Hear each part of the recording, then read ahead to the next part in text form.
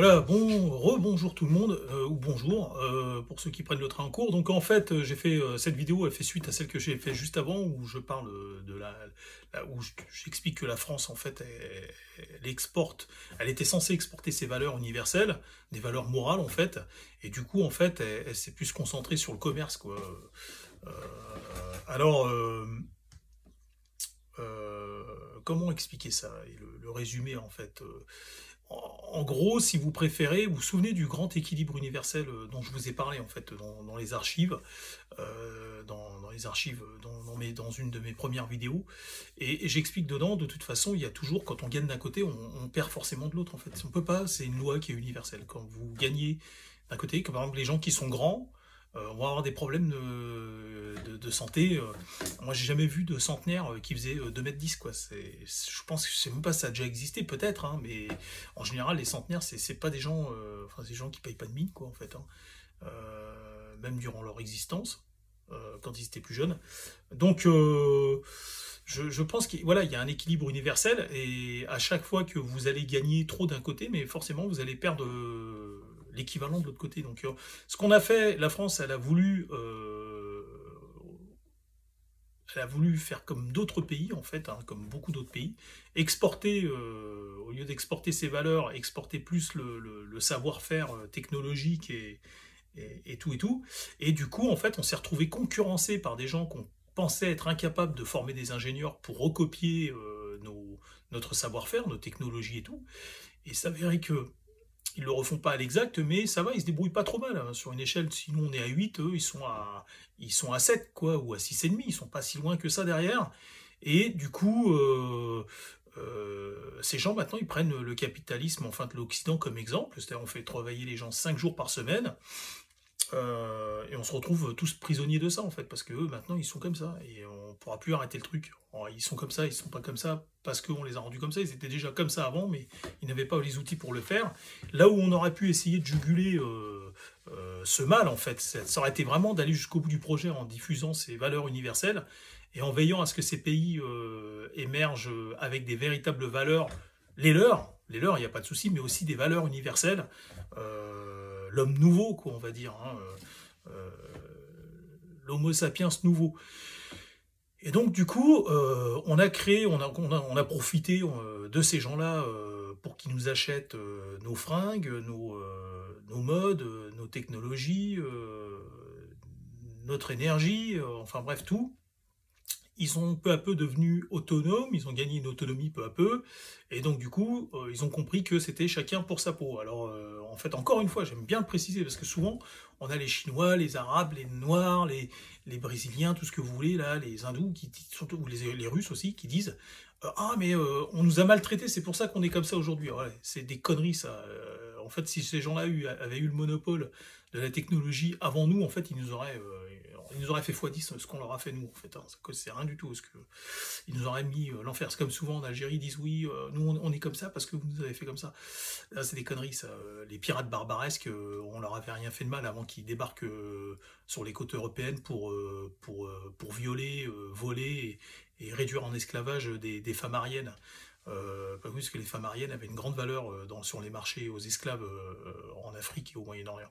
Bref, donc, pour en revenir à nos moutons, enfin on est en plein dedans en fait, hein, on est en plein dans le champ de moutons là, mais ce qui se passe, c'est qu'aujourd'hui, en fait, le modèle occidental qui était censé diffuser des valeurs morales est devenu une véritable machine à fric. Rien n'a été fait si ce n'était pas fait dans un but purement lucratif. Et ça, ces populations-là, qui étaient déjà comme ça à l'époque avant, mais ça a été encore plus exacerbé avec cette mentalité européenne qui ne pensait qu'à se faire de l'argent sur le dos des autres. Je vais raconter une petite anecdote très rapidement. La guerre des Balkans, les guerres balkaniques, hein, la deuxième guerre balkanique, les Turcs envahissaient donc les Balkans dans le but d'envahir l'Europe, hein, le plus loin possible, et les Grecs. Et qui vendait des bateaux de guerre aux Turcs, à votre avis, je vous le donne en mille? Eh ben, c'était la France et l'Allemagne. La France et l'Allemagne, et les Anglais vendaient leurs services, en fait, des officiers britanniques pour encadrer le tout, en fait. Alors, c'était en échange d'argent, hein, et d'intérêt aussi, d'un terrain géopolitique. Et donc vous vous rendez compte que c'est des Européens qui aidaient les Turcs, une puissance ennemie à l'Europe, à s'implanter, à envahir, à tuer des Européens et à s'implanter en Europe contre de l'argent. Donc ça résume assez bien le truc, hein, le game comme on dit, hein, le game mondial. Et donc en fait finalement, à se tirer dans les pattes et puis à ne jamais voir plus loin, à ne pas réussir à transcender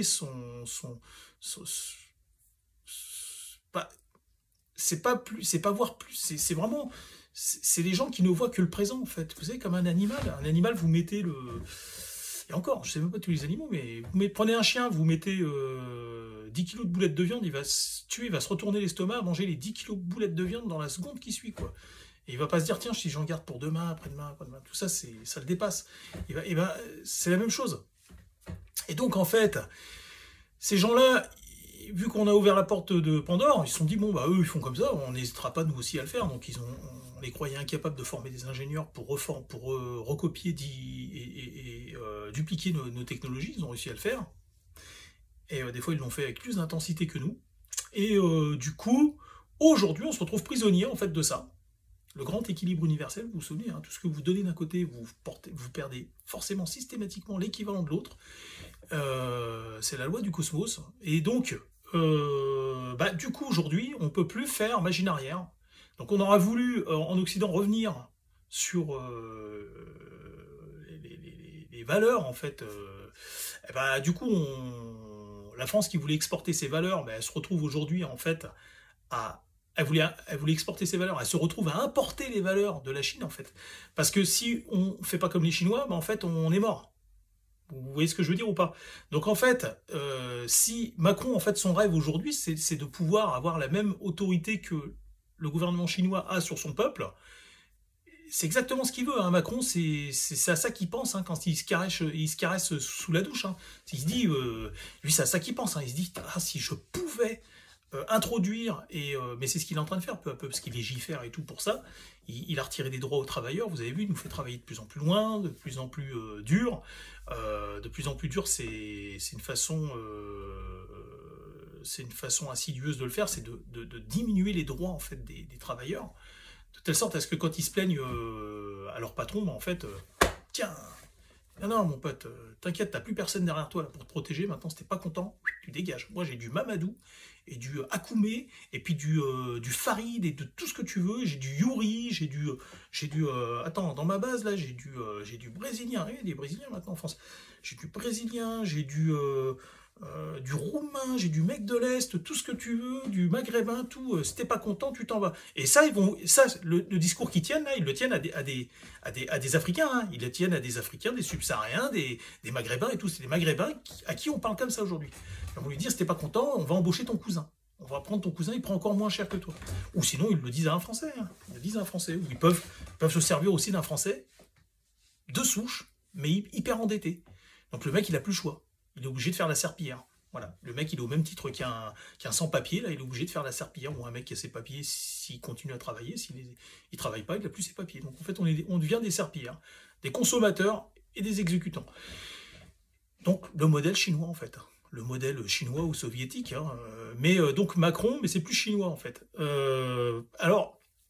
Donc Macron en fait, aujourd'hui l'objectif de la France aujourd'hui, du gouvernement français, c'est d'importer le modèle social chinois pour l'implanter en France. On vous fait travailler de plus en plus tard, on va vous autoriser bientôt à travailler 6 jours sur 7,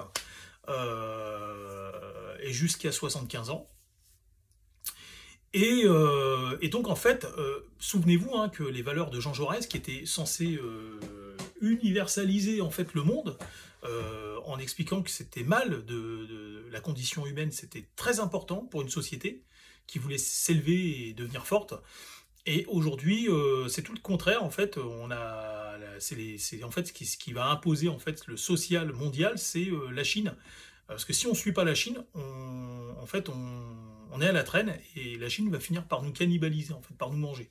Donc aujourd'hui, on est tous pris à notre propre piège. Il y a des gens à qui ça plaît bien, ne vous inquiétez pas. Il y a des Occidentaux en France, hein, comme Macron, lui, c'est jouissif. Hein, pour lui, c'est quelque chose qui lui plaît. Il dit, de toute façon, même si c'était pas comme ça, lui, il l'aurait inventé ce monde-là. Hein. C'est-à-dire que même si tout se passait bien, même si on avait réussi à diffuser des valeurs et tout, lui, pour lui, le plus important, c'est qu'il y ait 100 mecs qui travaillent pour qu'il y en ait un qui puisse se payer son yacht, hein, son yacht.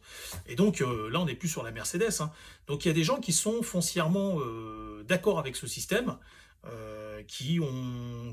pour qui c'est jouissif en fait de faire travailler des centaines de personnes pour qu'il n'y en ait qu'un en fait qui puisse profiter réellement de tout. Et donc voilà. Mais après, c'est un mélange de plein de choses. Vous voyez ce que je veux dire? C'est-à-dire que même si on met des socialistes au pouvoir aujourd'hui, et même s'ils appliquent 4 jours de travail par semaine, mais en fait, on finira par se faire bouffer par la Chine. Parce qu'elle va nous inonder, en fait, ils vont fabriquer plus de munitions, plus d'armes, ils vont fabriquer plus de tout, parce qu'ils sont plus nombreux, et en plus, s'ils travaillent plus longtemps que nous, enfin, plus que nous, au niveau des heures, enfin, vous n'êtes pas bête, vous avez fait le calcul, c'est qu'ils produiront 3 à 4 fois plus que nous. Donc, en fait, une main derrière le dos, ils vont venir nous bolosser. Hein. J'aime bien ce mot-là, il me fait rire. Donc ils vont venir nous bolosser en fait, voilà. Et donc on n'a plus le choix aujourd'hui, on est obligé de marcher au pas de la Chine en fait. Donc merci les couillons qui ont revendu cette technologie pendant des années dans un but purement lucratif, sans voir plus loin que le bout de leur nez, sans voir plus loin que la semaine qui va suivre, et de se dire, pourtant c'était facile, hein, mais ils le savaient, hein, mais ils s'en foutaient parce que faut se gaver quoi, faut se gaver au détriment de la logique et du bon sens en fait. Voilà. Donc, je tenais à faire cette vidéo. Pourquoi on travaille autant aujourd'hui? Parce qu'on est tous comme des cons, on est tous prisonniers en fait d'un système. Aujourd'hui, la seule chose qui pourrait sauver l'humanité, c'est réussir à diffuser. Alors vous allez dire, oh le mec il fait ça, la pub. Non, je fais pas de pub du tout, moi, je fais pas de pub. C'est pas grave, moi j'ai 50 ans, il me reste pas grand chose à vivre, vous inquiétez pas, j'ai un problème au poumon là. J'ai mal tous les jours là, quand je parle. Je sais pas combien de temps je vais vivre, mais à mon avis, je vais pas faire de vieux os, moi. Mais donc je m'en fous de l'humanité. C'est pas grave si elle part en vrille et tout. Je serai plus là pour le voir de toute façon. Moi, j'essaie simplement d'aider, d'apporter ma pierre à l'édifice. La seule façon de sauver l'humanité aujourd'hui, c'est de diffuser un projet comme le projet Veine du désert et d'arriver à convaincre la jeunesse chinoise, russe, les BRICS, les Indiens, tout ce que vous voulez, toute l'humanité et les Occidentaux, qu'il faut maintenant arrêter les conneries, travailler de concert. L'humanité, elle n'est pas prête pour le communisme. Karl Marx, il était trop en avance. C'était d'une façon imagée et littéraire, c'était un extraterrestre, Karl Marx. Marx, c'était un humain, hein, c'était pas un extraterrestre, mais c'était un ovni, ce mec-là. C'est trop en avance. On n'est pas prêt pour faire. On n'est pas encore prêt pour le communisme. Et donc on peut faire du capitalisme, mais inversé, c'est-à-dire du capitalisme, on peut se servir du capitalisme pour enrayer le capitalisme. Et c'est ça qu'il faut faire. Aujourd'hui, les gens qui deviennent milliardaires doivent être des gens qui font pousser des forêts. Ça ne me dérangerait pas, moi, de voir un mec qui a la tête de milliards et qui fait pousser des forêts. Ça ne me dérange pas. Au contraire, ça me rassure. Je me dis, au moins, je préfère que l'argent soit sur le compte de ce mec-là qui est bienveillant envers le monde et l'humanité, qu'envers, de toute façon, s'il est bienveillant comme ça, il partagera d'une façon ou d'une autre. Que des gens qui amassent, ils n'auront jamais assez de 10 millions de vies pour pouvoir dépenser l'argent qu'ils ont. C'est complètement irrationnel. Ce gavage, c'est débile, ça n'a pas de sens. Et donc, ces gens-là ont le pouvoir d'asservir une partie de l'humanité, mais c'est fou, quoi. On n'a pas le droit de laisser une personne avoir l'opportunité d'asservir des millions de gens, et même juste une personne. C'est immoral d'asservir une personne. Donc je vous explique un petit peu les rouages et pourquoi, d'une façon économique et militaire, en fait aujourd'hui on se tient tous par les coucounettes. Et donc même si demain vous mettiez un saint aux commandes d'un pays qui ferait tout pour que son peuple vive bien, ça resterait pas bien longtemps parce qu'en fait on se finirait par se faire envahir par des puissances ennemies qui nous détestent absolument pour rien, même si on leur avait rien fait, ils auraient qu'une envie, c'est de nous bouffer. Et donc tant que la mentalité générale, globale de l'humanité n'aura pas changé, n'aura pas été complètement formatée et reformatée, et on n'aura pas changé le code source, reprogrammé le code source, eh ben ça sera pas possible en fait, on ne pourra pas avancer. On ne pourra pas avancer, avoir 4 jours de travail par semaine, et voilà, je vous ai expliqué les raisons pour ça. Il y a des gens foncièrement mauvais qui même si on changeait le monde, feraient en sorte qu'ils redeviennent pourris. pour satisfaire leur ego. Et puis on a une mécanique aujourd'hui qui s'est lancée et que plus personne ne contrôle et qui nous empêche en fait d'aller vers le bon sens en fait. Voilà. Et vive le projet Veine du désert, gloire à son existence et puis essayer de diffuser et convertir les gens au projet Veine du désert. Voilà. Planète qui se porte bien, c'est ses habitants qui se portent bien aussi, forcément. Et encore, le rôle de l'homme, comme je l'avais expliqué dans une autre vidéo, c'est d'être le gardien du monde, en fait. Le rôle d'une forme de vie intelligente sur une planète habitable, c'est d'être le gardien et le médecin, le réparateur de cette planète, en fait. Allez, à bientôt.